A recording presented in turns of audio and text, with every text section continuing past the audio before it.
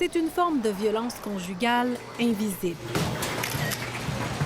Une série de tactiques pour isoler, humilier, terroriser. C'est ce qu'on appelle le contrôle coercitif. Ça se peut être de contacter son employeur et d'inventer des histoires. Ça peut être aussi de dire à l'entourage que elle a des problèmes de santé mentale ou des problèmes de consommation, qu'elle est instable. Ça peut être de limiter l'accès à l'argent ou de le rendre conditionnel à des relations sexuelles, par exemple.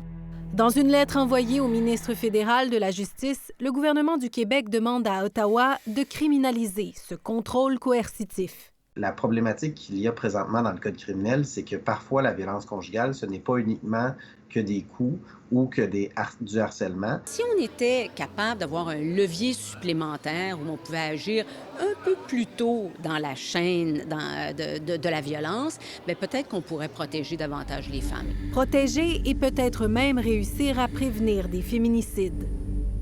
Dans une étude aux États-Unis, dans le tiers des cas, l'homicide conjugal ou la tentative d'homicide conjugal n'avait pas été précédé de violence physique. Donc, ce qu'on est en train de dire, c'est qu'il y a pratiquement toujours du contrôle coercitif. Et là où il est déjà criminalisé, comme en Angleterre ou en Écosse, le contrôle coercitif serait même plus facile à prouver que la violence physique, explique cette avocate. Quand on voit la violence conjugale comme un continuum, on est capable de se pencher sur plein de sphères de la réalité de la victime. Là, on s'aperçoit qu'il y a plein de traces qui sont laissées par les auteurs de violence parce que souvent, c'est banalisé.